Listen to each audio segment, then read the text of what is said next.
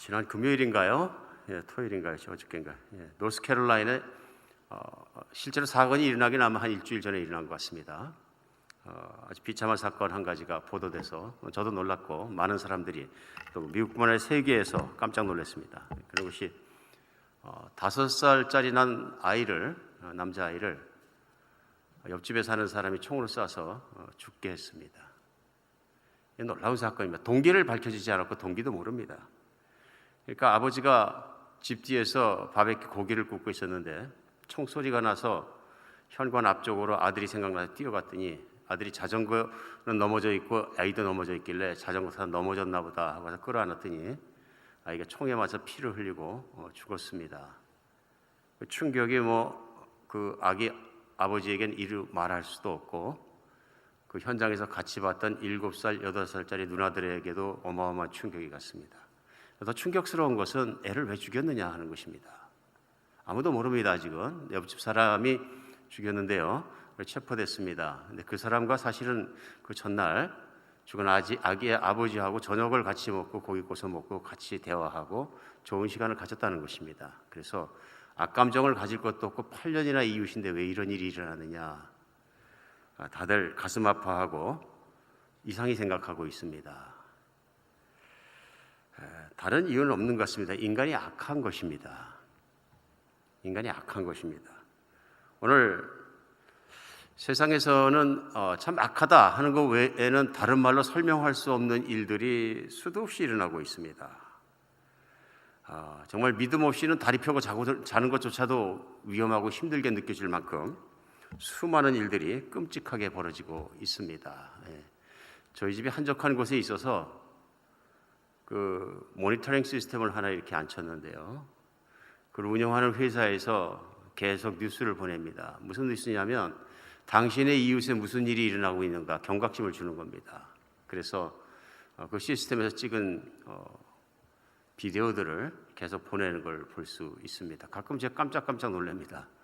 불과 몇 집 건너 있는 집에서 이런 사고를 당했구나, 이런 일이 있었구나, 도둑이 들었었구나, 강도가 있구나, 강간범이 바로 옆에 살고 있었구나, 이런 것들을 모르다가도 그 모니터링 시스템에 의해서 이웃이 드러나기 시작하면 금방 알 수 있습니다. 참 무서운 일이죠. 세상이 그만큼 많이 타락한 것 같습니다. 멀리 있는 것이 아니라 사실은 내가 눈 감고 살면 모르지만 눈을 뜨고 좀 둘러보면 많은 그런 것들을 느낄 수 있습니다. 세상이 왜 이렇게 되었을까요? 하는 것에 대한 대답을 정확하게 근원에 대해서 아무것도 설명할 수 없지만 성경책은 성경의 시작부터 그 근원을 분명하게 설명해 주고 계십니다. 인간이 어떻게 만들었으며 오리지널, 인간의 근원적인 모습은 어떤 모습이었으며 그 인간이 어떻게 망가지게 되어 있는 것이 성경의 시작입니다. 우리 모두는 창세기 1장, 2장, 3장을 너무 잘 압니다. 교회 좀 다니고 그러면 창세기 1장 하나님이 세상을 지으셨고, 창세기 2장 우리 지난주에도 말씀을 나눴습니다만 하나님께서 인간을 하나님의 형상대로 선하게 지어주셔서 그 이 땅 가운데 에덴에 있는 동산에 살아가면서 하나님과 아름답고 행복하고 좋은 관계를 맺고 사람과도 좋은 관계를 맺고 살아갈 수 있도록 하나님 지어주셨다. 그런데 오늘 본문은 우리가 잘 알고 있는 창세기 3장입니다. 창세기 3장에 오늘날 우리 인간이 살아가면서 왜 이렇게 악한 일이 매일매일 벌어지고 있을까 하는 것에 대한 해답이 나오는 거죠. 뿌리가 나오는 것입니다. 뿌리를 알면 우리 문제가 무엇인지 금방 알 수 있습니다. 오늘 말씀은 창세기 3장 6절부터 13절까지입니다. 저와 여러분이 한 절씩 읽었으면 좋겠습니다.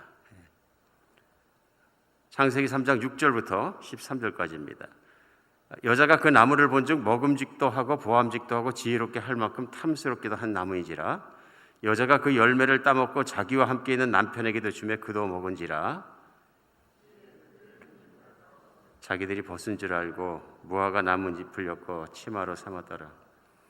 그들이 그날 바람이 불 때 동산을 거니시는 여호와 하나님의 소리를 듣고 아담과 그의 아내가 여호와 하나님의 낯을 피하여 동산 나무에 숨은지라 여호와 하나님이 아담을 부르시며 그에게 이르시되 내가 어디 있느냐 이르되 내가 동산에서 하나님 소리를 듣고 내가 벗었으므로 두려워하여 숨었나이다. 이르시되 누가 너의 벗었음을 내게 알렸느냐? 내가 내게 먹지 말라 한 명한 그 나무 열매를 내가 먹었느냐?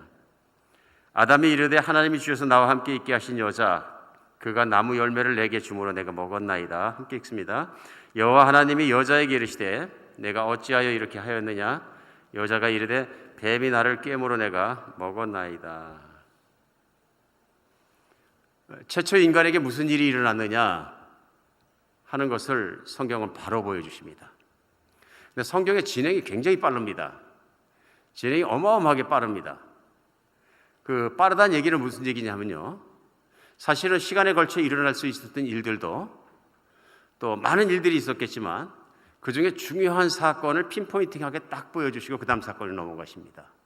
성경 안에서 최초의 사람 아담과 이브가 첫 사건을 저지르는 것을 짤막하게 3장에서 전하고 있습니다. 그러나 우리는 오늘날 살아가는 우리에게도 왜 이런 생각, 왜 이런 악이 있지, 왜 세상이 이렇지, 때에 따라서 우리가 내 마음에 왜 이렇게 악한 생각이 나지, 이런 것들에 대한 확실한 해답을 얻을 수 있도록 주십니다. 더 많은 시간을 또 더 많은 장수를 할애해서 성경 물론 진행되는데요, 하나님께서는 근원적인 것을 빼놓지 않고 오늘 전하시는 것을 알 수 있습니다. 물론 앞으로 성경이 진행되면서 우리 더 많은 것을 하나님의 뜻을 알게 되겠습니다만, 오늘 하나님께서 가르쳐 주시는 인간 악한 것과 세상에 있는 문제들은 첫 번째 사람 아담과 이브의 첫 번째 사건 타락으로부터 시작됐다는 것을 하나님은 지적하고 계십니다. 그러면서 첫 번째 사람 아담과 이브가 하나님께서 동산 가운데 두시고 먹지 말라고 명하신 그 선악을 알게 하는 나무를 따먹은 경과를 3장이 시작되자마자 전합니다. 사단, 마귀 혹은 뱀이라고 불리는 존재가 와서 하와에게 설득합니다. 하나님이 그것을 금지시키셨지만 그것이 아니고 내가 그것을 따먹으면 내 눈이 밝아져서 하나님처럼 선악을 아는 일에 하나님처럼 될 것이다. 하나님처럼 될 것이다. 그리고 오늘 본문 보면요, 아담과 이브가 그 마귀의 말을 듣고 그 나무를 쳐다보니까 6절에요, 먹음직도 하고 보함직도 하고 지혜롭게 할 만큼 틈스럽기도 한 나무더라. 그래서 여자가 그 열매를 따먹고 자기와 함께 있던 남편에게 그도 먹었다. 둘이 같이 먹은 거죠. 그 전에 하나님 사랑하고 하나님 믿고 하나님 안에 살아갈 때는 동산 한가운데 있어서 아담과 하와가 매일 수도 없이 지나다니면서도 그 나무에 관심이 없었던 것 같습니다. 그런데 사단이 와서 그에게 여러 가지 얘기로 그를 설득하지고 나자 마음속에 나쁜 생각이 들었습니다. 그래서 쳐다보니까 그 나무 자체가 오늘 본문에 나와 있는 것처럼 먹음직도 하고 보함직도 하고 탐스럽기도 하더라. 무슨 얘기입니까? 마귀와 대화하는 중에 마음속에 욕망이 들끓기 시작했습니다. 욕망이 들끓기 시작하더니 욕망이 커지니까 이제 하나님 말씀이 생각이 나지 않게 된 것입니다. 그러니까 욕망이 어떤 포인트를 넘어갔을 때, 어떤 선을 넘어버렸을 때는 이제 그 다음에 행동이 시작되어서 그 나무에 따먹고, 두 번째는 행동이 커집니다. 나만 먹은 것이 공범자를 만듭니다. 하와가 또 남편에게도 줘서 최초의 인간 두 사람이 다 똑같이 하나님을 거역하게 되었더라. 근데 오늘 그러한 일이 마귀의 얘기에 속아가지고 그를 믿고 그를 따르게 되고 그 말에 넘어가고 나니까 일어난 현상들이 오늘 차례로 일어납니다. 그래서 오늘 본문 7절은 첫 번째 현상이 일어나는 것을 설명해 줍니다. 그들이 눈이 밝아져 자기들이 벗은 줄 알고 무화과 나뭇잎을 얻고 치마를 삼았더라 말씀하십니다. 제일 먼저 일어난 일은 뭐냐면 성경에 기록하는 눈이 밝아졌다 하는 것입니다. 여기서 눈이 밝아졌다 그러면 시력이 갑자기 좋아졌다, 2.0이었는데 8.0이 됐다 이런 얘기는 아니겠죠. 이 눈은 다른 눈에 대해서 얘기하고 있는 건데요, 사실은 이 눈에 대해서 마귀가 먼저 얘기한 것이 있습니다. 그 뭐라냐면 5절에요. 3장 5절에 너희가 그것을 먹는 날에는 너희가 눈이 밝아져 하나님같이 되어 선악을 알 줄을 하나님이 아시기 때문에 그렇게 한 것이다. 마귀가 그 전에 4절에 얘기할 때는 너희가 선악을 아는 나무를 따먹어도 절대로 죽지 않는다.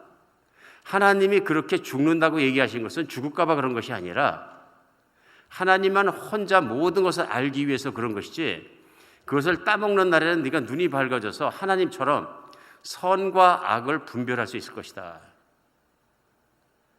이게 마귀의 얘기거든요. 눈이 밝아지면 선악을 분별할 수 있다, 그런 얘기입니다. 물론 이 선악과가 나오면서부터 동산에는 생명의 나무가 있고, 두 번째 선악을 알게 하는 나무가 있다. 이거 선악이라는 두 가지 대립되는 개념이 등장합니다. 선이 있고 악이 있는 거죠. 근데 선악을 알게 하는 나무는 먹지 말라고 금지하셨을 때는 너는 악을 먹어볼 필요는 없다 하는 하나님의 명령이십니다. 너는 악을 체험할 필요도 없고 악을 경험해서 또 계속적으로 그 안에 빠져들어갈 필요도 없다. 너는 내가 명령한 대로, 내가 하라는 대로 따라 사는 것이 너에게 가장 선하고 가장 안전하고 평안한 좋은 길이다 하는 하나님의 말씀에 대한 순종의 도를 가르치고 계신 것을 알 수 있습니다. 여기서 우리는 하나님과 인간은 다르다는 것을 분명히 배우게 됩니다. 하나님은 인간에게 그것을 가르치시는 것이죠. 그래, 많은 분들이 생각합니다.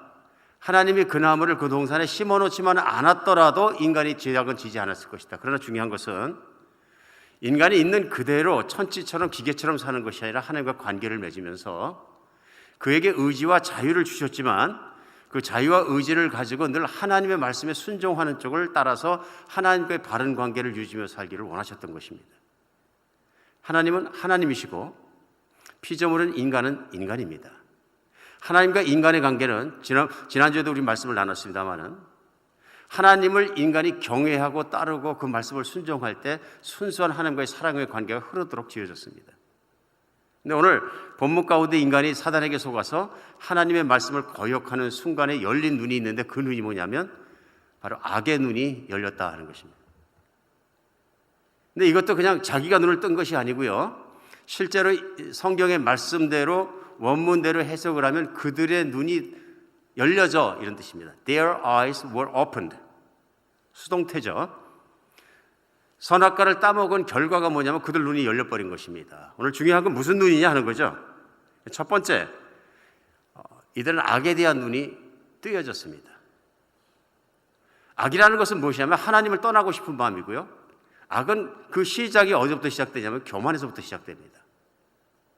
그러니까 선, 악 이런 대비되는 관점이 나왔을 때 하나님은 선이십니다. 하나님 안에는 악이 없으시고 완벽하게 선하신 분이십니다. 하나님은 자기 형상을 담도록 자녀를 만들어 주신 것이 아담과 이브고요. 마귀는 악한 존재입니다. 악하다는 얘기는 뭐냐면 원래 하나님의 천사장이었는데 자기가 하나님처럼 될 수 있다는 스스로의 믿음을 가지고 타락하여 땅으로 쫓겨난 자입니다. 오늘 이 마귀가 계속 살기 있게 하고 시간을 주고 그를 완전히 멸절시키지 않는 것이 성경 안에서 하나님의 은혜이고 하나님의 자비로움입니다.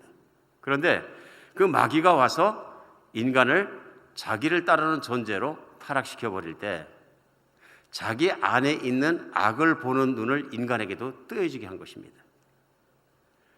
인간이 눈이 밝아지자 첫 번째 한 일이 오늘 나옵니다. 7절에요. 그들이 눈이 밝아져 자기들이 벗은 줄 알고 무화과 잎으로 엮어서 치마를 만들었더라. 사실 2장 마지막 절에까지는 뭐라 그랬냐면요. 이들이 벌거벗었으나 하나님 앞에 부끄러워하지 않았다 얘기 나옵니다. 그런데 선악과를 먹자마자 악의 눈이 밝아지자 그들이 처음 본 것은 뭐냐면 자기들이 무화과 나무, 저희 집에도 뭐 이제 키우기 시작한 무화과 나무가 하나 있는데 잎이 꽤 높습니다. 그러나 그것으로 중요한 데를 가래드락도 치마를 해입으면 편하지 않았겠죠. 하루만 되면은 이것이 시들어버릴 것이고 두꺼워가지고 살도 아프고 여러 가지 불편했을 텐데 그러나 불편함을 참을 정도로 자기들의 중요한 부분을 볼 때 부끄럽게 여겼다 그럽니다. 부끄럽게 여겼다. 오늘 이 말씀 속에 우리가 알 수 있는 것이 있습니다. 2장과 3장 사이에 사람이 자기가 인식하는 것에 대해서 완전히 180도 변화가 있다는 걸 알 수 있어요. 일단은 자기가 자기 안에 자기 남편을 사랑하는 것을 부끄럽게 생각했다 하는 것입니다. 부끄럽다는 얘기 속에 들어있는 것이 무엇이냐면요. 하나님이 주신 모든 것을 바르게 사용하지 않고 악용하고 잘못 사용하는 것을 생각 속에서 가질 수 있게 되었다. 이것이 악을 알자마자 들어온 것입니다. 그런데 중요한 것은 이제 계속 진행되는 말씀 속에 보면은 이 인간이 악을 포기할 마음이 없는 것입니다. 인간 안에. 오늘 선악을 알게 하는 나무를 정말로 하나님께 불순종하고 그 열매를 따서 먹었을 때 있는 건 그들의 악의 눈이 열린 것인데요. 오늘 이 눈이 열렸다 하는 눈이 굉장히 중요한 구실을 합니다. 눈이요. 오늘날도 마찬가지인 것 같습니다. 오늘날도 사람이 어떤 눈을 통해서 보며 사느냐에 따라서 인생은 완벽하게 달라집니다. 그렇죠? 그래서 오늘 철학에서는 또 오늘날 세계에서는 대개 이렇게 표현할 때 이런 어떤 눈을 가지고 살아가느냐 할 때는 육신의 눈이 아니죠.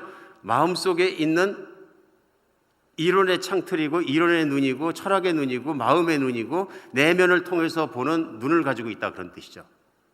그리고 오늘날 세계관이라는 것은 평생을 자기가 배우고 체험하고 듣고 해가지고 내 안에 이루어지는 어떤 이론의 체계를 얘기합니다. 사람은 세상으로부터 어떤 인풋이 들어오면 자기 안에 생각을 하고 자기 이론의 체계 속에 이론에 맞추어 보고 거기에 따라 결론을 내리고 거기에 따라 행동을 합니다. 이게 이제 자기 세계관인 거죠. 그리고 오늘날도 이 세계관의 눈이 악의 눈으로 잘못 띄어지면 그런 일을 합니다.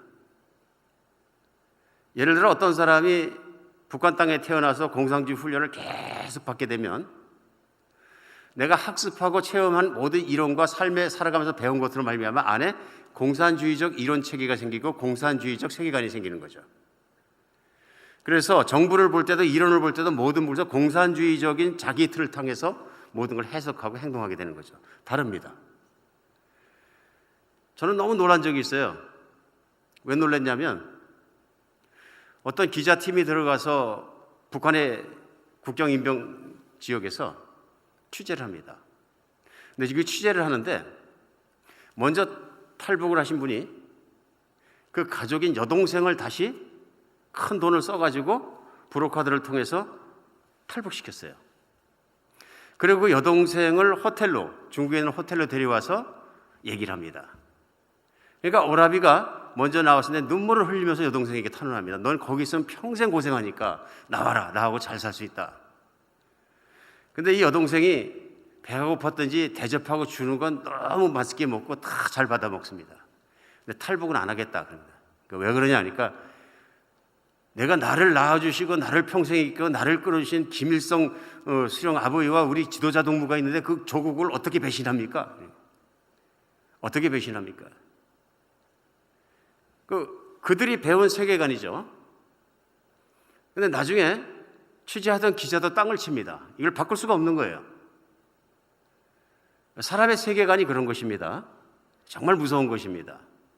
근데 공산주의만 그런 것이 아니라 많은 것들이 사람의 환경의 요인, 학습의 요인, 여러 가지 요인들을 통해서 사람 마음속에 세계관을 형성하게 되는 것을 우리는 볼 수 있습니다. 그러니까 예를 들어서 어떤 지하의 세계에서 조직폭력의 삶을 살고 이런 분들의 세계관은 또 그 세계관이 따로 있는 거죠. 그렇죠? 이제 그 판단에 따라서 보는 거죠.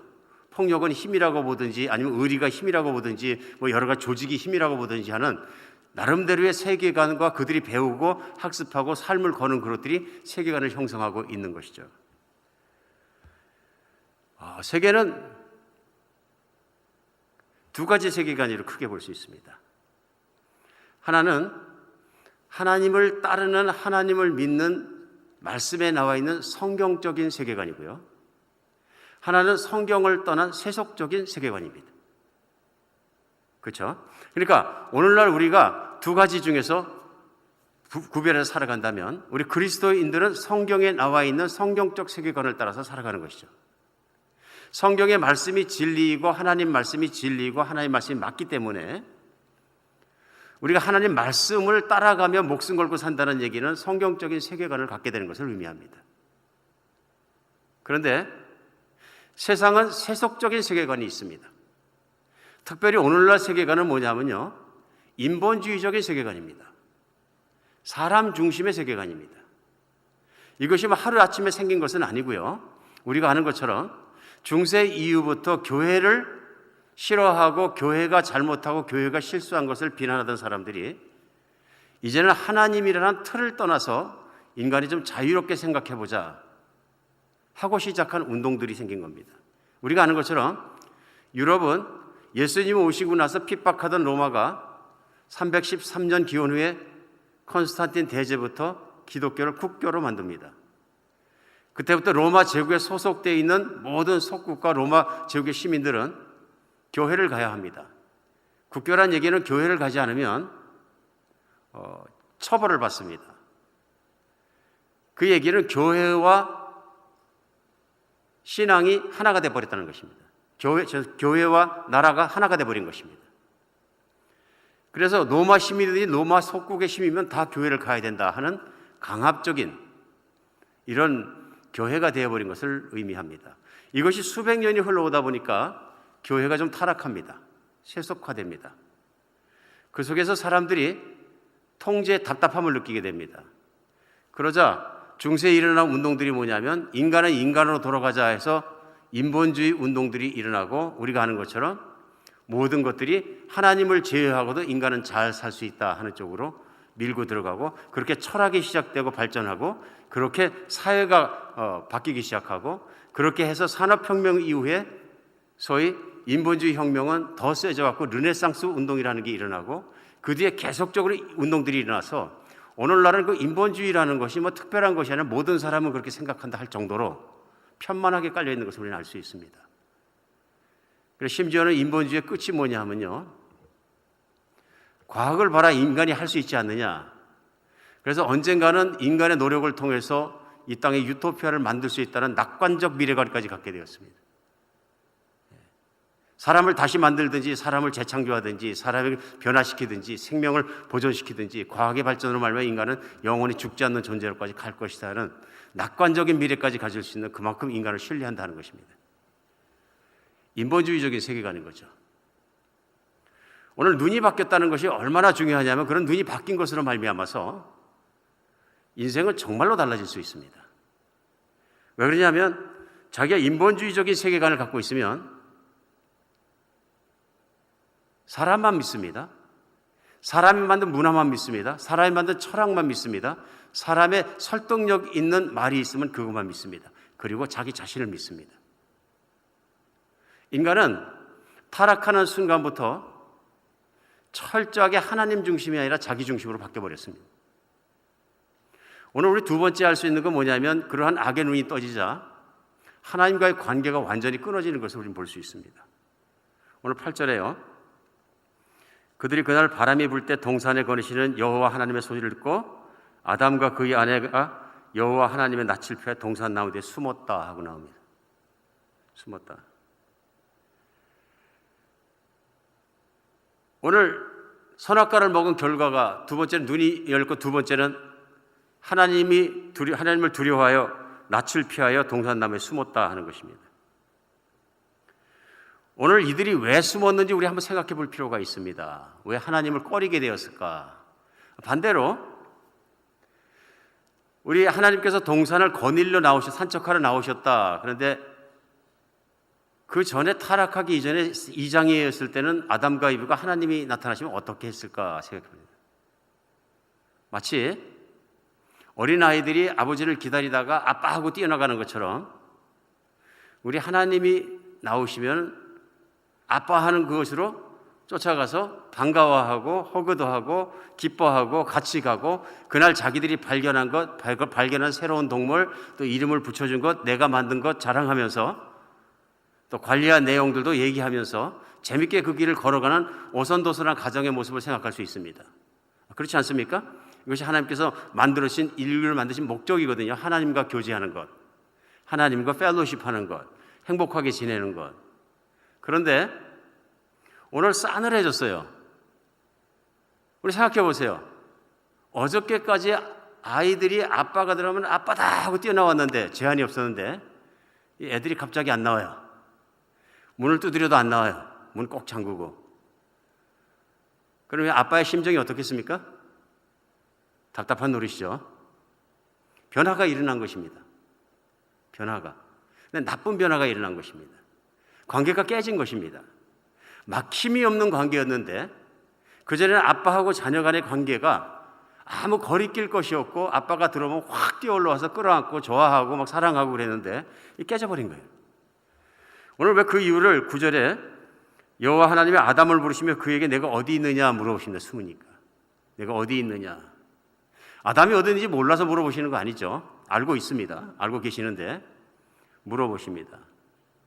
이 말씀 속에는 내가 있는 위치가 어디냐 하는 질문보다는 네가 왜 그러느냐, 대관절 네가 왜 태도가 변했고 왜 그러느냐, 나와 서 사이에 무슨 관계가 있느냐 하고 물어보시는 질문이 맞다는 생각이 듭니다. 오늘 내가 나무 뒤에서 숨어야 될 이유가 무엇이냐 그랬더니 그때는 그가 답변합니다. 뭐라고 답변합니까? 이르되 내가 동산에서 하나님의 소리를 듣고 내가 벗었으므로 두려워하여 숨었습니다. 내가 하나님이 오시는 소리를 듣고 내가 하나님 보기를 원치 않아서 두려워하여 숨었다 얘기 나옵니다.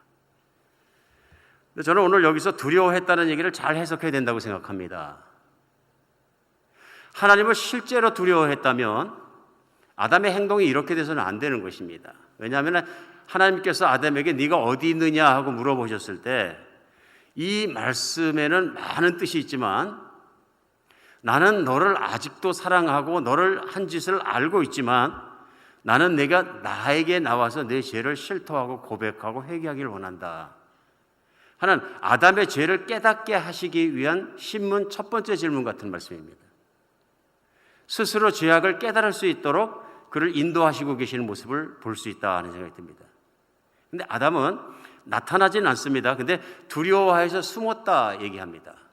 전 여기에 인간의 거짓말이 나온다고 생각합니다.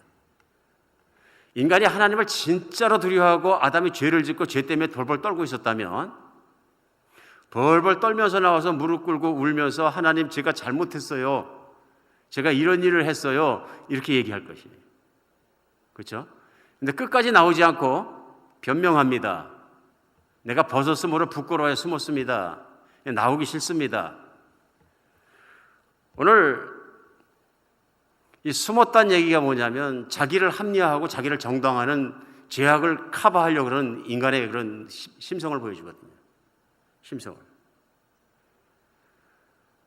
그럴 것 같습니다. 왜냐하면 요즘도 사회에서 어떤 범죄를 저지르고 어떤 분들은 지위가 높으시고 그런데도 검찰의 신문을 받고 나중에 구속되고 형을 살고 하시는데 이렇게 기자들이 물어보면 그런 일 없습니다. 난 안 했습니다. 딱 잡아댑니다.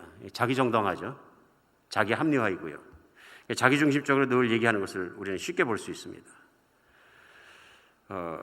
내 잘못 없습니다. 그런데 또 형을 살고 나오면서도 난 억울하게 살았습니다. 그런 경우도 많이 있는 것 같습니다. 실제로 억울한 사람도 없지 않아 있겠지만 우리는 거의 모든 사람들이 그러니까 교도소나 이런 데서 일하는 분들이 그런 얘기를 하십니다. 저희 교도소 안에 들어오신 분들은 자기가 죄졌다 그런 사람이 거의 없습니다. 다 죄가 없다 그럽니다.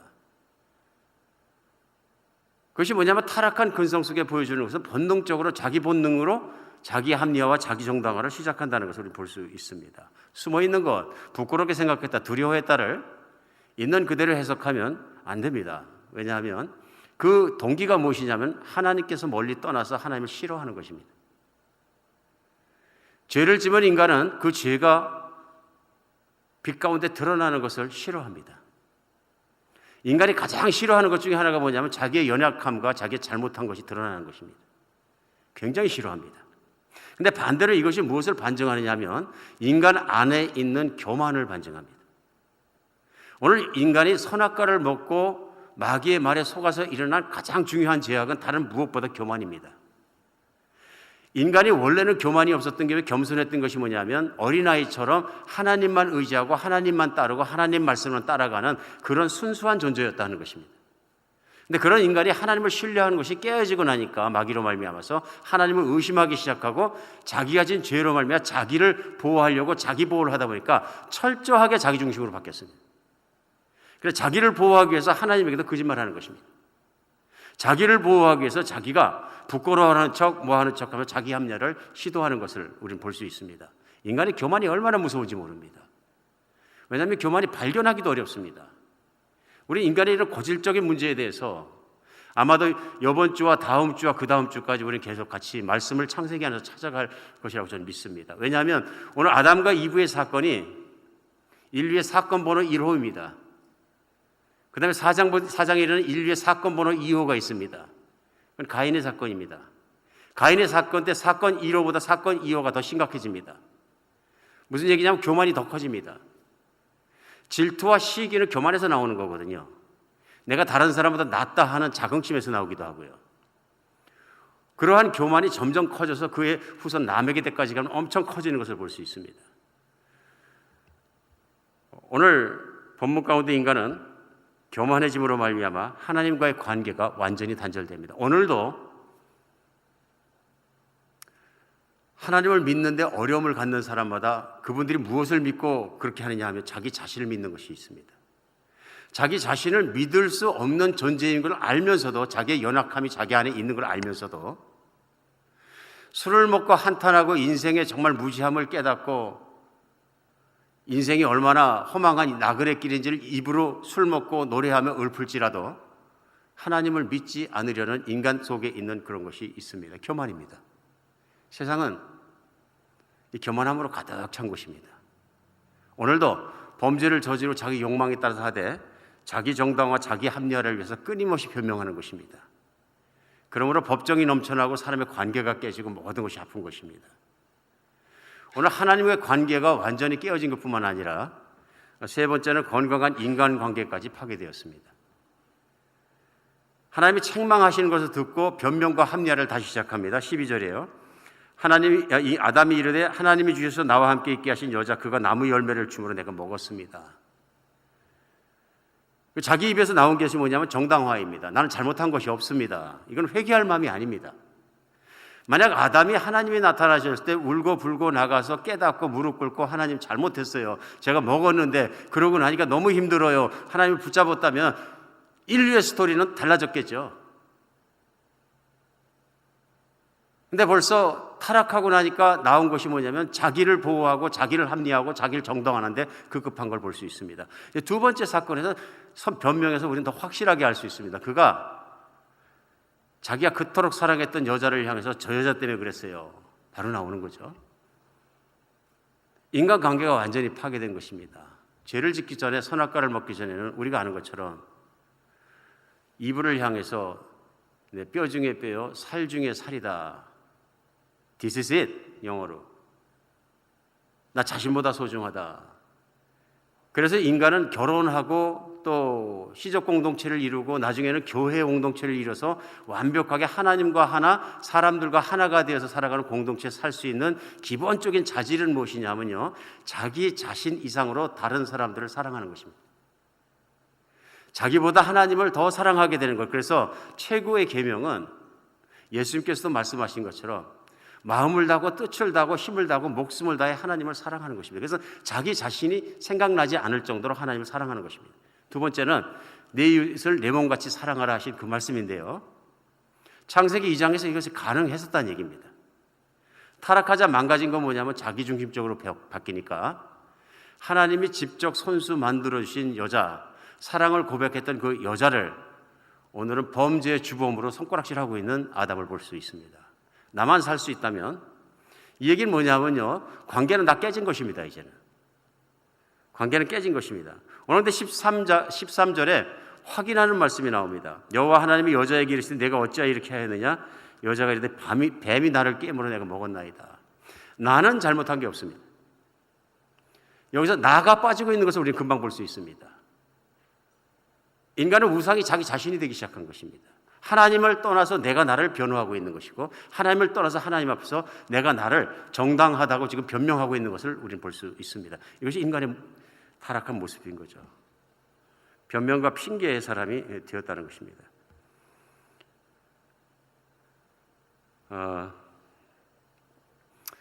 하나님께서 보시기에 얼마나 답답했을까 우리 생각할 수 있습니다. 사실은 간단한 문제였습니다. 아담과 이브가 울고 하나님 앞에 나와서 무릎 꿇고 자복하고 잘못한 것을 고백하고 다시는 그리하지 않을 테니까 저희를 붙잡아 주시고 버리지 말아 주시옵소서. 저희가 하나님을 떠나서는 살 수가 없습니다. 우리 스스로의 능력에는 여기서 살 수가 없습니다. 하나님 도와주세요. 그것으로 끝났을 문제인데, 인간의 교만이 얼마나 짧은 시간에 깊숙이 들어갔느냐 하는 것을 우리는 알 수 있습니다.